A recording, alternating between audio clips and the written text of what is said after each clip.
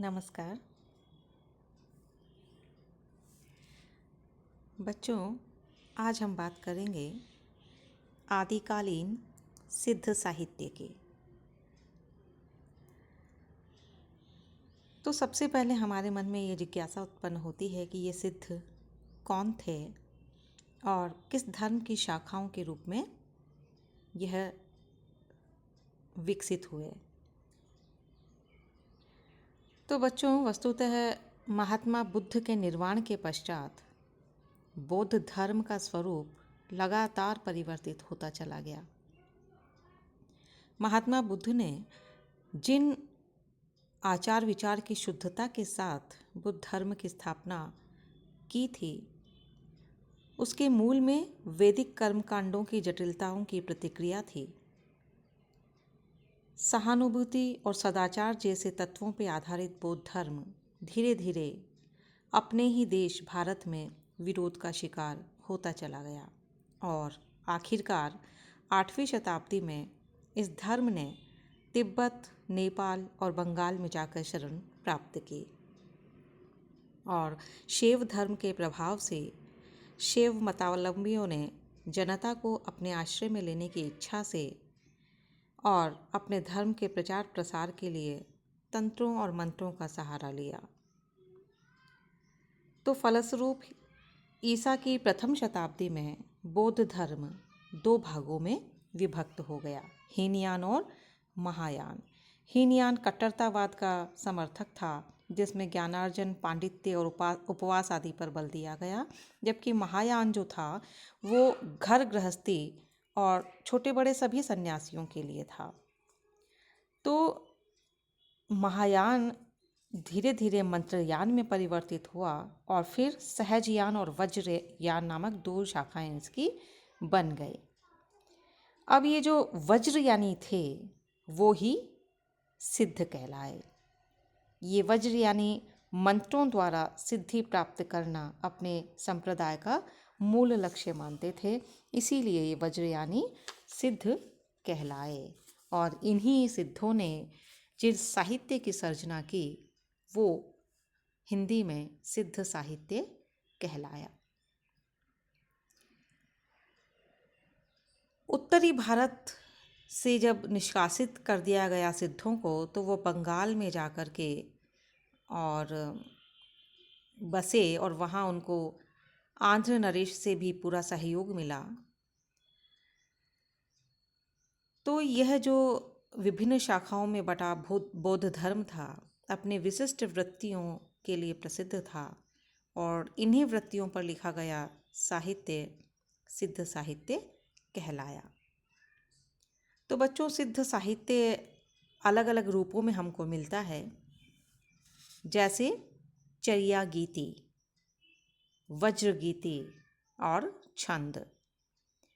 अब चर्या शब्द का जो मूल अर्थ है, जो मूल अर्थ है वो है आचरण और व्यवहार।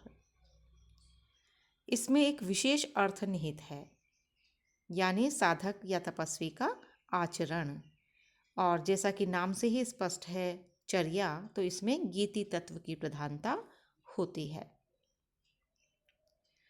वज्र गीति में जहाँ यौगिक अनुष्ठानों पर बल दिया जाता है। साधन माला में संग्रहित गीतों के अध्ययन से प्राप्त ज्ञान से पता चलता है कि यह जो काव्य रूप है, इसमें प्रतीकात्मकता या लक्षणा मूलक अर्थों को ग्रहण किया जाता है, तो यह वज्र गीति कहलाता है। अब बच्चों, हम बात करते हैं और एग्ज़ाम में भी पूछ लिया जाता है कि प्रमुख सिद्ध साहित्यकार कौन कौन से हैं।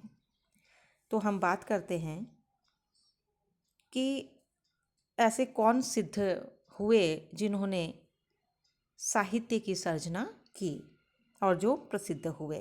तो इनमें सबसे पहला नाम आता है लुइपा का। लुइपा, सरहपाद, शबरपा, मुसुकपा, ये सब जो हैं वो सिद्ध साहित्य के सर्जक हैं।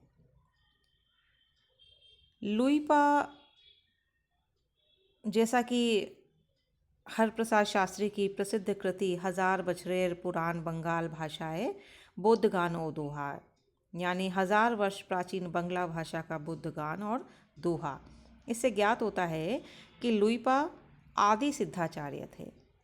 गुरु शिष्य परंपरा का बोध भी इन्हीं सिद्धाचार्य से प्राप्त होता है और लुइपा ने दोहा और चर्या गीतों का संग्रह किया था। लुई ने मृत्यु को निश्चित बताते हुए योग धारणा पर बल दिया। दूसरे जो सिद्ध साहित्यकार हैं उनका नाम है सरहपाद। सरहपाद को तिब्बती परंपरा में महायोगी कहा गया है। उपदेश, गीति और धर्मोपदेश इनकी प्रमुख रचनाएं हैं। ये सहज पथ के अनुयायी थे और गुरु परंपरा और उपदेश को इन्होंने जीवन की नौका और पतवार स्वीकार किया है। तीसरे प्रसिद्ध सिद्ध साहित्यकार हैं शबरपा। सरहपा या शबरपा, ये दो अलग अलग नाम हमें साहित्य में मिलते हैं। हो सकता है दोनों एक ही हों या हो सकता है दोनों अलग अलग हों। भुसुकपा, इन्होंने 8 चर्या पदों की रचना की थी। ये सहजयानी साधक थे। अविद्या और जीवन की क्षण भंगुरता की ओर संकेत करते हुए सिद्ध कवि ने बंधन में मुक्ति की कामना की है। अगले जो कवि हैं, साहित्यकार हैं, सिद्ध साहित्यकार, वो है कण्हपा। ये कान्ह या कान्ही नामों से भी प्रसिद्ध हैं और स्वयं को कापालिक योगी अथवा लांगा कहते हैं। जालंधरिया इनके गुरु थे। इन्होंने 74 ग्रंथों की रचना की, इसलिए यह एक बहुत ही प्रसिद्ध सिद्ध साहित्यकार हैं कण्हपा। अब बच्चों, ये जो सारी चीज़ें हमने देखी, बात करी सिद्ध साहित्यकारों पर, उससे एक बात स्पष्ट होती है कि सिद्ध साहित्य में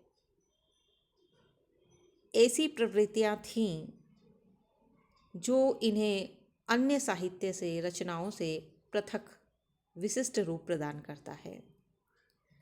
तो सिद्ध साहित्य की प्रमुख प्रवृत्तियां कौन कौन सी हैं, परीक्षा में ये भी पूछा जाता है। तो इस पर हम थोड़ा सा विस्तार से अपने कल के व्याख्यान में बात करेंगे। धन्यवाद।